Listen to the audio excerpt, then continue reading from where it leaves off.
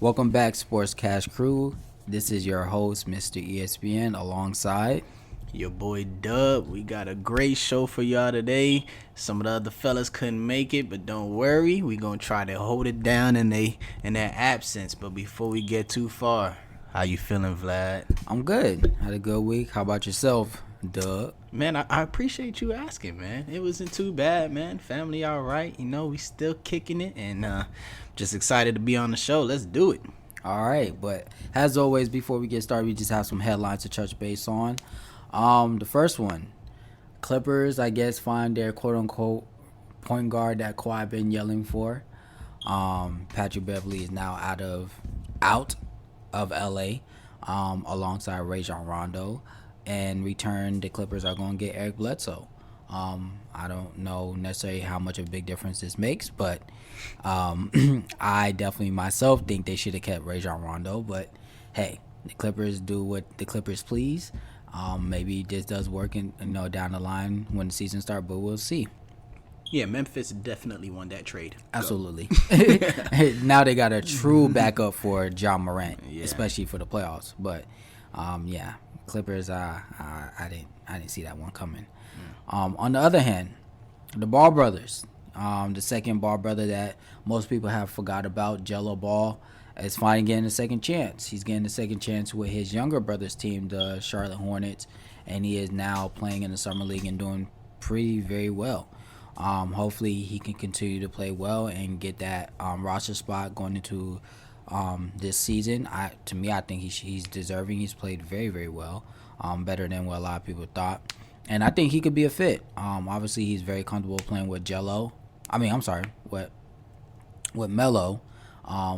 And they played high school together. They played overseas together. So if you were to match both of them together, I think that would be a good fit for the Hornets. Also, the Hornets have nothing to lose. It's not like they're a playoff contending team. So it's definitely a nice project to test out.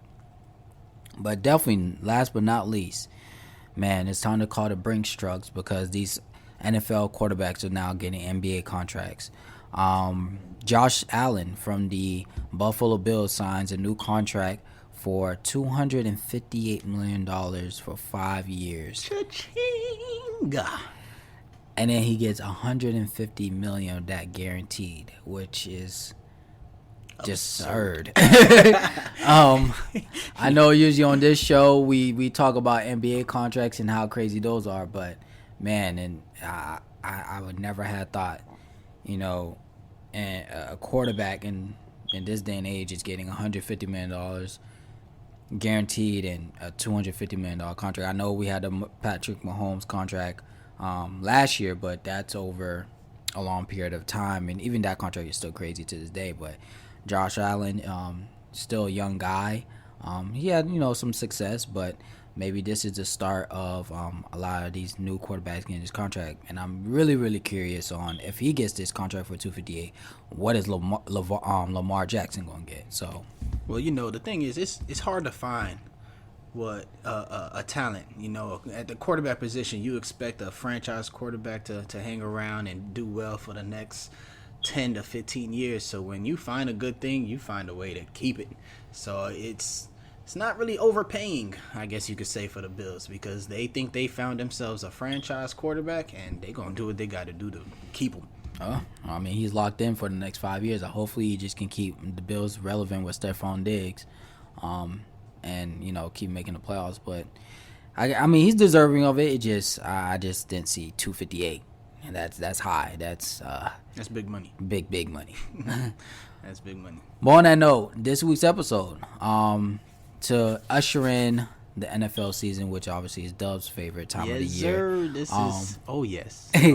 We're going to be going through for the next couple of weeks a sequence of different NFL topics, and this week we'll be talking about the top 5 skill positions on offense for players going into this new season. So we'll be talking about our predictions and our opinions of who we think is the top 5 in each skill position going into the 2021-2022 NFL season. So to start off, we're going to start off with the top 5 tight ends that we think are going to go into the 2021 2021-22 NFL season. Obviously, I think it's a no-brainer. Travis Kelce at the top of the list, being so dominant, as he is every year, especially these past 2 years with Kansas City. I think it's almost guaranteed. Once you play with Patrick Mahomes, you're almost a guaranteed Pro Bowler. Obviously, you also have George Kittle out there in San Fran. This one is a little question mark only because San Fran has made some moves throughout the year. I don't think their offense is the same as it was when they went to the Super Bowl. But I'm just curious, is he ever going to keep the same numbers he has had this past 2 years? He's still a phenomenal player. I'll take him in Philly if I could. But Travis Kelce and George Kittle, definitely the top two at the list. And then you have Darren and Evan Ingram. Now, Evan Ingram is a different situation with Saquon coming back. Obviously, Daniel Jones is going to play. Oh shit! Did it skip? Okay. Obviously, they're going to feed Saquon, try to get him going again, and definitely probably give Saquon 20-some touches a game. But the safety net in the passing game is definitely going to be Evan for Daniel Jones. Try to get him comfortable, get some completions on his belt, and then definitely headed out to those stud receivers that they have in New York. How about you, Dub? Who you got for your tight ends for the 2021-22 NFL season? Man, let me get you with these. So, yeah, obviously Travis Kelce, George Kittle, always gonna, be the top of the list. Darren Waller out of Oakland, he's a problem. A lot of people look at him as an absolute matchup nightmare. Excuse me. Corners have a hard time. Safeties, linebackers, not really. There hasn't been much of an answer for Darren Waller. Mark Andrews out of Baltimore. I really like Mark Andrews. That's Lamar Jackson's safety net. I think he can be obviously Lamar is more known for his feet, but it seems like his guy, when he does have to throw the ball, is typically going to Mark Andrews. And I'm going to catch you with this last person, man. I have a rookie. Kyle Pitts, the number 4 overall pick. To the Atlanta Falcons? I think this dude can be a Hall of Famer. Already? He didn't even play a snap yet. I know he ain't played a snap yet, but you telling me who I think is going to dominate in the tight end position for 2021, 2022. I can pick him. Of course, quarterbacks are usually easy to pick as Rookie of the Year, but don't be surprised if Kyle Pitts come out his rookie season, because it's not like he got a bum quarterback. He has a veteran, former MVP with Matt Ryan. Minus Julio, the ball's going to be going to Ridley and who now? Kyle Pitts. Yeah, that's true. So I think Kyle Pitts can possibly have an 1,000-yard season, a solid at least 7 touchdowns. I think he's going to have a really, really good career, but at least for this season, that's a guy that just wait for it. Just wait for it. That's an interesting. I didn't see that one. Kyle Pitts. Okay. Kyle Pitts, man, I really like him. He's nice. He definitely balled out in college, but I didn't think you was gonna pick him as your top 5 going into the new year. I know it sounds crazy, but it's very possible. I was about to put T.J. Hawkinson, who plays for Detroit, because he's pretty good, but I was like, nah. I think Kyle Pitts might even surpass him pretty easily, because I think I like Kyle Pitts' situation. He's in a good situation with the veteran quarterback. I'm like, the sky's the limit for him, if you ask me. Obviously, as we go back to the top of the list, Travis Kelce, who got a 99 ranking in Madden, he's a problem. He's a problem. Okay, there's not really an answer for Travis Kelce. George Kittle, I love George Kittle's attitude out on the field. He's just, and the crazy thing, his best attribute is probably blocking. That's a fact. And he loves it. He embraces it. It excites him to put somebody on their ass. So I really like that. So those are my tight ends. So you've heard it here. As we move from tight ends, though, we're gonna go to these receivers. Most people like this position. That's usually a flashy position for a lot of people. So going into the 2021 season, 22 season, Vlad, I got 5 guys for you, man. I got DeAndre Hopkins out of Arizona. Okay. Okay, you can never go wrong with DeAndre Hopkins. Stephon Diggs out of Buffalo. Steph actually is probably one of my favorite receivers in this game. Really? I thought it would be Odell. I know he left y'all. Yeah, exactly. There was a time. There was a time that Odell was my guy. Don't get it twisted. And I still have a soft spot for him in my heart, but he don't wear blue, so it's not really much of my business what he does anymore. Who do I start? I said, Steph Diggs. After Steph Diggs, Tyreek Hill, Mr. Speed himself, runs a 4 flat in a 40. He's a problem. You can't really you can't teach what he does. You can't run. There's not a human. I don't know. I actually saw something the other day about him running against Usain Bolt. Yeah, he wants to run against Usain for a bet. He said Usain is too small. He was going to put his Super Bowl ring on the line. He's bold, man. He feel like he's the fastest man on earth. Yeah, and you know what? I'm not even mad at it. I saw a video of him racing T.O., but he gave T.O. a head start. Don't get it twisted. T.O. still got the wheels. That's a fact. But Tyreek still burnt him. Oh my God. That was unreal. I couldn't believe what I was witnessing. But anyway, outside of Tyreek Hill, that was 3.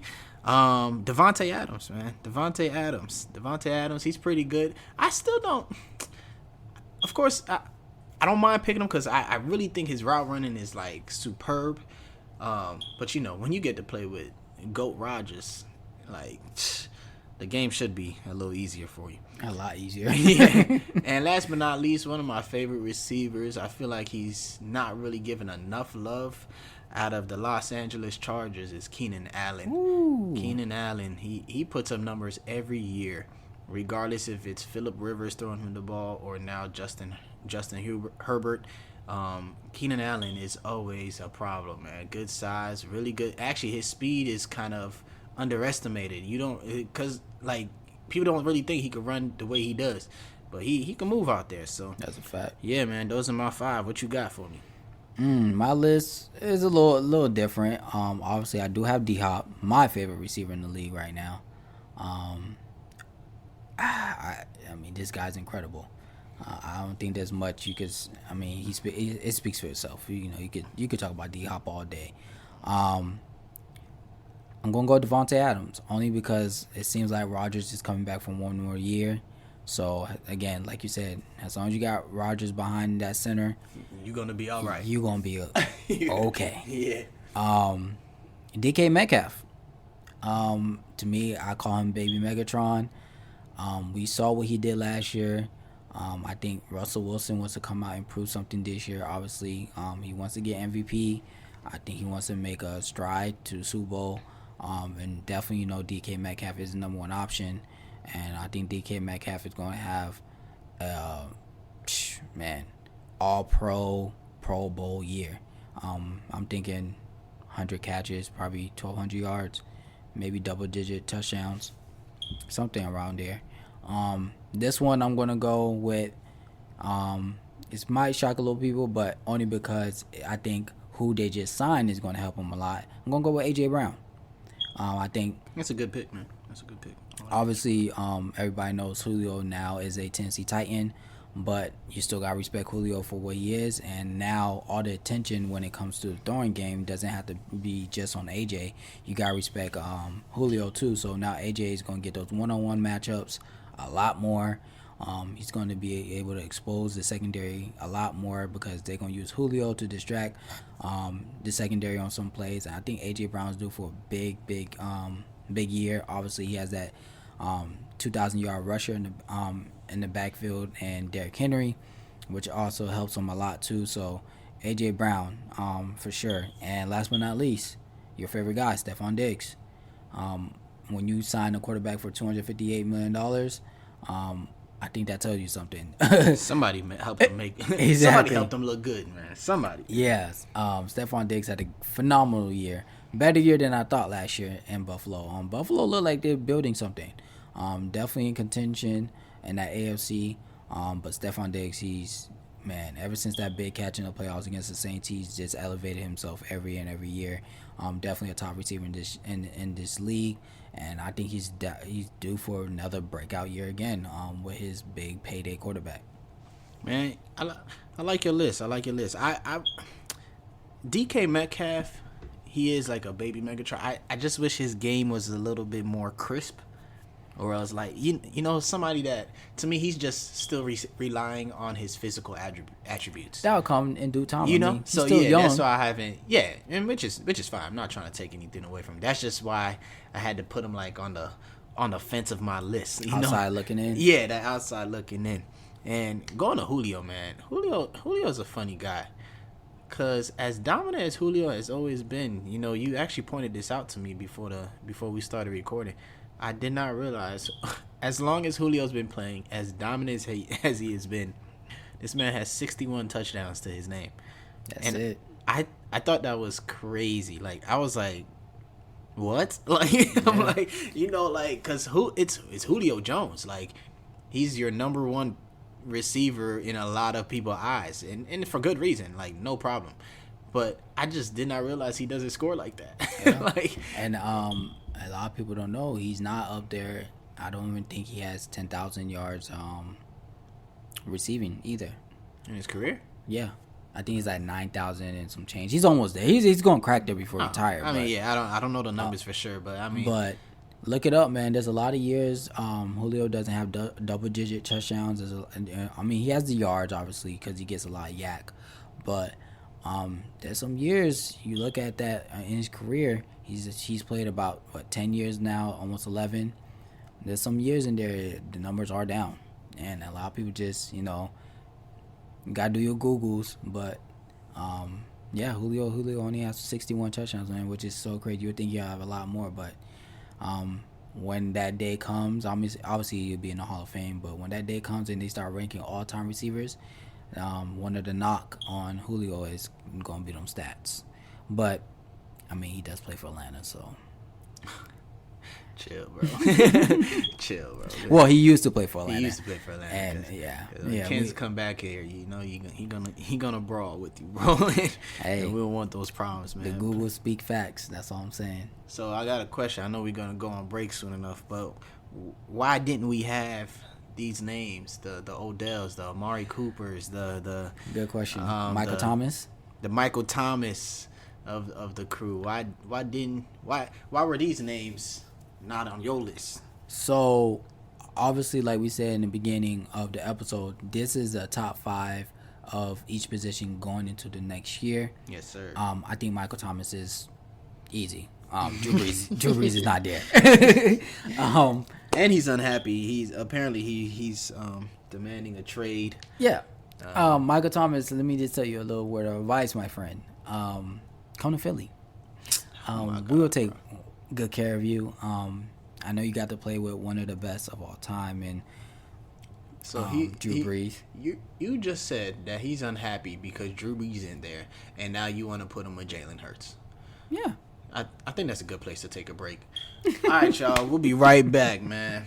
And we'll go ahead and finish out with the running backs and quarterbacks in just a minute. All right, Sports Cash Crew, we are back from break. I'm sorry about that, guys. I had to knock some sense into Vlad because he talk crazy regularly. So. Nah, he's just a hater. You know, when you're a Giants fan, you don't want to see the Eagles prosper. But it's all good. I mean, we're still going to win the division. But for the second half of our show, we're going to touch base on running backs and quarterbacks. Let's go ahead and start with these running backs. My top 5 running backs going into the new season, obviously, I call him Mr. 2K because he has 2,000 yards for the past 2 seasons. Derrick Henry, the machine on feet, literally.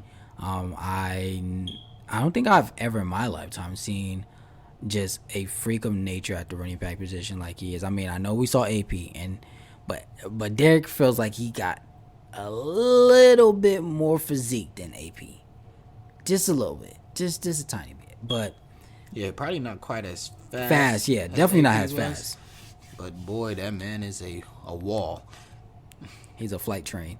So definitely, I got Derrick Henry. I got Christian McCaffrey, sweet feet. Um, I'm going to put this person because I think he's going to have a good year, especially coming back from a injury. And checking out his workout videos, it seems like his legs got 2 times bigger. Saquon Barkley. Make sure you put GOAT in front of his name. Well, he can't say GOAT yet I'll say it. until one, he has to at least win the Super Bowl. And can he make a little bit more all pro teams first? Like, let him at least play for 10 years, and then we can talk about maybe the GOAT conversation. And then I got another person, I like to call him Chubb whenever he touches the ball. Nick Chubb, man. And it's funny because with Nick Chubb, when he was at UGA, I wasn't the biggest fan of him, to be honest with you. But that man knows how to run the football. That's for sure. And he nasty on Madden too. But Nick Chubb out there in Cleveland with the Browns, and I think it's going to be a good year for him. Baker Mayfield look like he's coming to his own a little bit. He still got Odell, he got Jarvis, but I always say the reason the Browns won that game last year in the playoffs is because you have to run the offense through Nick Chubb first. You want the offense to go, Nick Chubb has to be your number one option first, then you start throwing the ball. Nick Chubb is easily a 1,000-yard runner this upcoming season, in my opinion. One of the top elusive backs that we have out. But for sure, Nick Chubb definitely on my list. And last but not least, Dalvin Cook. Dalvin Cook had some really, really impressive years last year. And of course, with Stephon Diggs gone again, I know they still have Adam Thielen, but Dalvin Cook is definitely going to be the bulk of Minnesota's offense, carrying that load, and he's going to be dominant on the run game once again. Man, Mr. ESPN, I think you finally did something right. Like, that list was superb. It was superb, bro. Like, I couldn't even... Yeah, I mean, I know my running backs. I mean running backs are my second favorite position after the quarterback position. It seems like that's all you know, but that's good because I honestly, man, I didn't have my list any different, really, man. I was really wondering who was going to be my last guy, and the only guys that really came to my mind, it was between Dalvin Cook, Aaron Jones out of Green Bay, or maybe Josh Jacobs out of Oakland. Or not Oakland, I'm sorry, Vegas. Well, yeah, out of the Vegas Raiders. But man, I mean, Dalvin Cook is good. I think Dalvin Cook would have. Yeah. So man, that was really good, Vlad. Like, I'm not even like. You didn't put your favorite guy, Zeke? Who? Oh, I'm sorry, guys. Let me tell y'all a secret about myself. I am the biggest Giants fan in like the world, right? Jig might be the only other person that could see me in that, but there is nothing I hate more, and I mean nothing I hate more than a Dallas Cowboy. So it'll be very difficult for me to put out of just, I guess, unbiased. What's the word? Or just out of hatred. I won't put them on anything. Like I cannot find it in myself. But in all seriousness, I don't think Zeke is a top 5 running back anyway. So I agree. I definitely agree with that. I mean, yes, he did come from my favorite university, Ohio State University, but once he got drafted to Dallas, he definitely took a back seat. And I mean, he had success. Don't get it twisted, as much as I don't like him or the team, like, and he's had success. But on all seriousness, if I'm gonna have like a level head about all these guys, he's not a top 5 running back. Obviously, Mr. 2,000 yards, the freight train himself, Mr. Stiff Arm, whatever you want to call him, out of the University of Alabama. Oof. Derrick Henry is an absolute problem, and I think his job even slightly got easier with the addition of Julio Jones. That's the crazy part about it. We've seen him break off 99-yard runs. He can do the short runs, the goal line type runs. He can even catch the ball some. Not known to be the most of a hybrid type running back, but he could do just enough catching out of the backfield. So Derrick Henry definitely, and obviously he's a big man. So I mean, if you need him to blitz pick up, like, there's not too many people. If he picks up the blitz correctly, there's not too many people that's going to get around him. He's about the same size as your average lineman. So that's, or linebacker. Yeah, so that's pretty good. Christian McCaffrey, who is Mr. Everything. I mean, Mr. Everything. Even his days in Stanford. I mean, He was catching. He was running. He was on kick return, punt return. He probably played a little center. I don't know.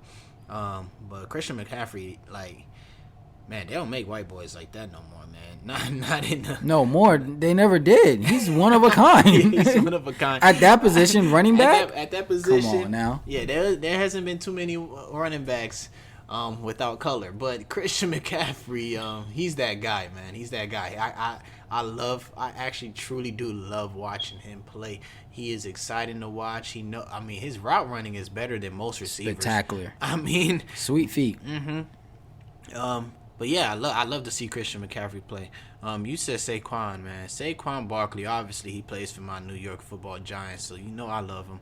And yeah, of course he was out, but Saquon is a problem. And when he's healthy, yeah. He hasn't been awarded that O-line yet either.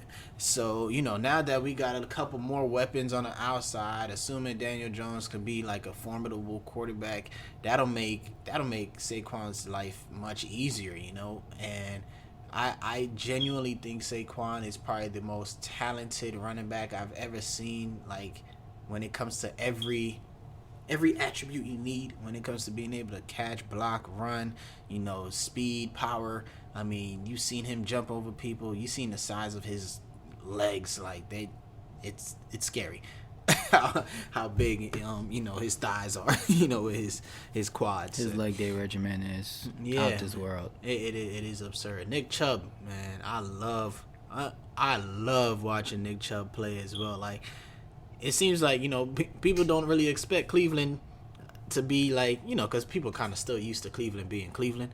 But now that they got this squad coming along, like, Nick Chubb is a huge reason why they are even a playoff team. They look pretty with Baker. They look pretty with Odell and Jarvis. But Nick Chubb, I think, is the nucleus of that offense. He is where it begins, where it should begin, and where it ends. He's a phenomenal runner.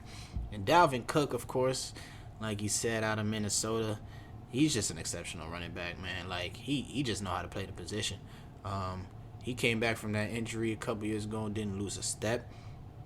His vision is outside of this world. He has really good speed. After AP was in Minnesota, you kind of looking for that next great running back. And I think Dalvin Cook did a pretty darn good job making people kind of low-key forget AP played over there. So I really got to give it up to Dalvin Cook for that, man. So, yeah. What kind of running backs didn't make this list, though, man? Well, you definitely have Alvin Kamara. Oh, Jesus. I didn't even... I kind of forgot about Alvin. But it's hard to think, like we said, we're predicted for next season, like... Without Drew Brees, that changes a lot. A lot of that offense is going to change. Especially Alvin, he played... A lot of his plays, came from, passing to him in the backfield, and he, those screens. And he does the rest. He do the rest, and we're gonna really see how much Drew Brees is gonna be missed this year from New Orleans. But you got Jonathan Taylor, who is a sleeper running back last year with the Colts. He didn't make the list. Obviously, Zeke Elliott, like we said before. Or the guys I was mentioning, Josh Jacobs. Yeah, Josh Jacobs. I really like Aaron Jones in Green Bay. Correct. He didn't make the list either, but who had a good postseason last year too. They Jones had a phenomenal postseason. Aaron Jones is nice, man. He is nice and he can run. But obviously we only had 5 spots, so they didn't make the cut. There was clearly gonna be some guys that didn't make the cut, but yeah, those are definitely some notables though that you could still watch for next season. Don't be surprised if they have good seasons, but we're just assuming that these are going to be our guys for next season. Absolutely. Now, last but not least, the most prestigious position in football. Where the money is made. Where the money resides. Ask Patty Mahomes. Ask Josh Allen. Ask Matt Ryan. Ask these guys that got these contracts. This is where the money is at. Dak Prescott, actually, he just got a payday himself. Yep. So this is where it's at. Obviously, the quarterback position is... you have a quarterback, you at least in contention, right? For the Super Bowl. If you have a elite, that quarterback, you can have a mega squad, But if But you if you don't ain't got have no quarterback, yeah, you ain't going nowhere. you're probably not going anywhere. So Vlad, give it to me, man. What you got? Top 5. Man, obviously, I think it's a no-brainer. Everybody's expecting him to have another phenomenal. I don't think this is a phenomenal years anymore. I think it's just expected. Like, it's normal now. Patrick Mahomes. I mean, man, he's wow, phenomenal. Patty Mahomes boy, Mr. Half a Billy. It's just he doesn't stop. The only thing I can say that can stop him is injuries. That's it. Like I think Patrick Mahomes is just that good. He's my early prediction for MVP once again. Definitely has his team right there in stride to win the Super Bowl again. I'm expecting 3 or 4 left hand throws, behind the back throws again, Right. sidearm Right. throws. But yeah, Patrick Mahomes. Number 2, as much as I hate him, but once I heard and saw that his whole team had re-up, you gotta go with Tom Brady once again. Tom Brady, man. Tom Brady looks like he's going to be 43 and putting up numbers like he's 25 this year, with that stellar offense in Tampa Bay that he has. And then I'm going to go with what Ken's always like to say, Russell Sierra Wilson. I think that's Kendrick that be saying that. Oh, yeah, that's KD. KD. I'm sorry. When you got that big frame in DK Metcalf, I think that guarantees you at least a touchdown every game. And 100 yards. But I also think Russell Wilson's going to play with a chip on his shoulder this year. He's been a little bit disappointed on the offensive line that Seattle didn't, build for him. Also, coming short in the playoffs last year. I know a lot of people had predicted that the Seahawks might have been in the Super Bowl last year, or at least close enough. They didn't even make the NFC Championship game. So I think Russell Wilson got something to prove. After that, the GOAT of all GOATs, Aaron Rodgers. I was really hoping that he might have left Green Bay, but it looks like he's going to stay for at least one more year. And obviously, if you got Devontae Adams, who's probably the second best receiver in the league,